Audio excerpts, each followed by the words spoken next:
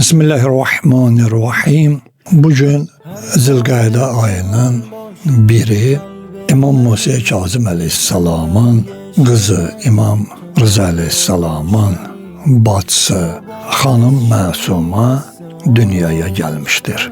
Bu mübarek mövlud münasibətilə İmam zamanı ve bütün Əhl-i Beyt sever müminləri təbrik edirik. Allah Peyğəmbər, Ali Peyğəmbər xatirinə, onların dünyada ziyarətindən, ahirətdə şəfaətindən bizləri binəsib eləməsin. Xanım Məsumanın həyatına əgər diqqət eləsək, onun fəzilətlərini aşkar görə bilərik və onun haqqında imamların hətta dünyaya gəlməmişdən belə onun məqamını bizlərə bəyan edibdir. İmam Sadiq Aleyhisselamdan belə bir hədisdə qeyd olunur ki, hər kəs xanım Məsuməni ziyarət eləsə, o behişt əhlidir. Və yaxud da ki, İmam Cavad Aleyhisselamdan da belə bir hədisdə qeyd olunub ki, mən zara əmməti biqümmə fələhul cənnət. Hər kəs mənim bibimi qumda ziyarət eləsə xanım Məsuməni,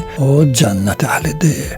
Xanım haqqında bizim bir çox alimlərimiz onun Qum şəhərində olan ziyarətini bir ilahi nemət kimi dəyərləndirir. Yəni xanımın bugünkü gündə Qumda olan ziyarəti o qədər fəzilətlidir ki, bunu hətta biz İmam Rıza Aleyhisselamın öz sözlərində də görə bilərik ki, hər kəs məni gəlib ziyarət eləsə, bacım Məsuməni də inşallah ziyarət eləsə, məni ziyarət eləmiş kimidir. Mərhum Ayətullah Mərəşi Nəzəfi ki, tanınmış bizim arif, alim müstehidlərimizdəndir. Qeyd edir ki, atam bir gün yuxuda cəddimi gördü, Mövla-i Müttəqiyanı gördü və buyurdu ki, atacan, istəyirəm ki, nənəm Zəhranın məzarının yerini mənə deyəsiniz.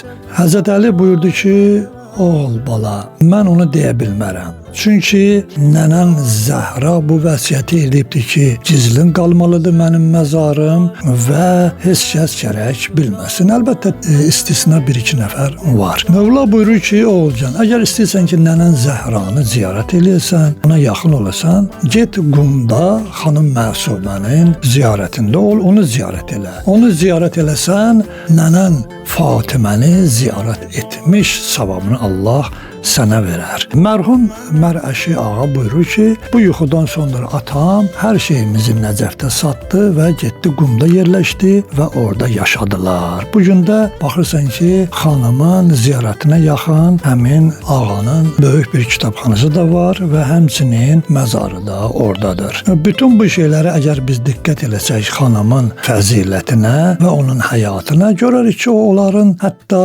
həyatda yaşayışları da məzlumiyyətlə olubdur. İmam Musa Kazım Aleyhisselamın tarixlərin qeyd etdiyinə əsasən 36 və biraz da çox evladları olubdur. Amma İmam Rıza Aleyhisselamla bir anada olan 4 bacısı olubdur ki, biri də xanım Məsumadır və ikincisi də Allahın bizə Azərbaycana verdiyi nemət və fəzilət Bibi Heybət ziyarətgahıdır ki, hər kəs Bibi Heybəti gedib ziyarət eləsə, eyni ilə elə xanım Məsumanı ziyarət eləyib, xanım Məsumanı ziyarət eləyib, İmam Rıza Aleyhisselamı ziyarət eləyib, İmam ziyarəti eləyən şəxs də xanım Fatimə Zəhra Aleyhisselamı ziyarət eləyib və onu ziyarət eləyəndə Peyğəmbər Aleyhisselamı və Mövla-i Müttəqiyanı ziyarət eləyib. Yəni bunlar hamısı bir-birinə zəncirvarı bağlı.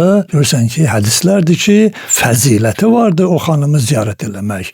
Yəni əli çatmayan şəxslər gedib xanımı və Bibi Heybətdə də ziyarət eləmək, onun bacısına salam söyləmək, elə xanım Məsumanı ziyarət etmək bir dərəcəsinə inşallah çatar. Və xoşbəxtlikdən də bugünkü gündə bizdə Bibi Heybət ziyarətgahı haqqında qardaşımız Ruhani bir gözəl kitab yazıbdır. Adı da Bibi Heybət kitabın adı adlanır ki, əziz Ruhani dostumuz, qardaşımız Əkrəm əzizimiz Bibi Heybət Heybət haqqında bir gözəl kitab yazıbdır ki, artıq çapdan da çıxıbdır. Onun elə həyatını alıb oxumaq biz möminlər üçün də tövsiyə olunur. O cümlədən xanım Məsumanın da həyatını oxumaq tövsiyə edirəm. Allah o məzlum xanımların dünyada ziyarətini bizlərə nəsib eləsin ki, mən hətta onların məzlumiyyəti ilə sözümü bitirirəm. Görün, həmin dövrdə zalimlar nə dərəcədə Əhl-i Beytə qarşı zülm ediblər ki, İmam Musa Kazım əleyhissalamın bir nəfər də olsun qapısını döyüb ondan 18 ya 19 qız